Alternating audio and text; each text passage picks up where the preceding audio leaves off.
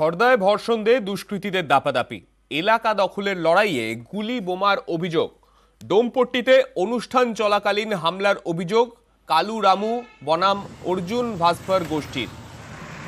দুই গোষ্ঠীর সংঘর্ষ, মারপিট, হাতাহাতির জেরে 4 রাউন্ড গুলি চলার অভিযোগ। রাজনৈতিক তরজার মধ্যেই তদন্তে পুলিশ।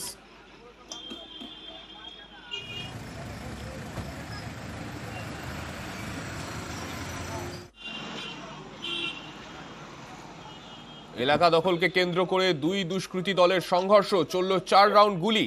এলাকায় উত্তেজনা, ঘটনাস্থলে বিশাল পুলিশ বাহিনী। এলাকা দখলকে কেন্দ্র করেই এই দুই গোষ্ঠীর সংঘর্ষ এমনটাই মনে করছে পুলিশ।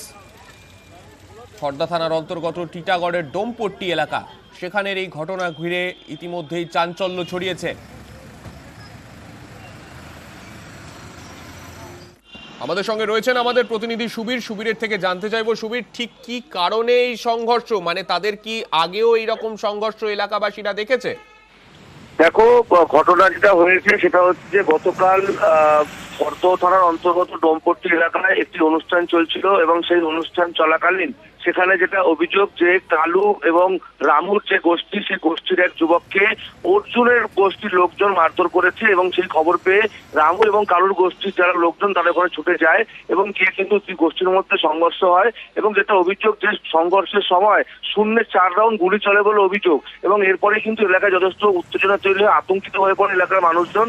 তারপরে কিন্তু খবর পেয়ে ঘটনাস্থলে খড়দা এবং টিটাগড় থানার বিশাল পুলিশ বাহিনী যায়। অ্যাসিস্ট্যান্ট পুলিশ কমিশনার যিনি রয়েছেন বাদরুজ্জামান, তার নেতৃত্বে বিশাল পুলিশ বাহিনী ঘটনাস্থলে যায় এবং কেন্দ্রীয় বাহিনীর জওয়ানরা ঘটনাস্থলে গিয়েছেন এবং যাওয়ার পরে কিন্তু এই মুহূর্তে এলাকা এখনো পর্যন্ত থমথমে রয়েছে, পুলিশ পিকেট বসানো হয়েছে।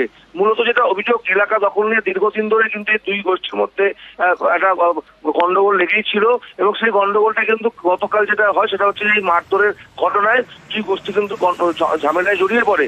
গোটা ঘটনার তদন্ত শুরু করেছে খড়দা থানার পুলিশ এবং এলাকার সিসিটিভি ফুটেজ এবং স্থানীয় বাসিন্দাদের জিজ্ঞাসাবাদ করে কারা এই গুলি চালানো এবং কারা এর সাথে জড়িত তাদের খোঁজে তল্লাশি চালাচ্ছে খড়দা থানার পুলিশ। বেশ, বাচ্চা কাচ্চা নিয়ে এখানে খাওয়া দাওয়া হচ্ছিল, ওই পর থেকে ওরা ওয়ার করতে স্টার্ট করে দিয়েছে। ডাইরেক্ট একদম মেশিন দিয়ে গুলি কেটেছে, কাউকে লক্ষ্য করে মেরেছে কিন্তু লাগেনি। একটা বোমও চলেছে কিন্তু ব্রাস্ট হয়নি। 5-6 জন ছিল ওরা। কিষানকে কালু বাসপোর্ট, রামু বাসপোর্ট, রতন বাসপোর্ট ছিল, বিকাশ বাসপোর্ট ছিল। ওরা সব বিজেপি করে, আমরা টিএমসি করি। না না, এসব মিথ্যা কথা। আমরা যাইনি, আমাদের ছেলে বাচ্চা ছেলে কিন্তু ওরা মেরেছে। আমরা তো তৃণমূল করি, ওরাই বিজেপি করে, আমরা কেন বিজেপি? ওরা এখানে তো ওরা মোটর করে পালিয়ে যেতে হবে। আরে গুলি চলে লাগবে না কাউকে, কোথায় লেগেছে?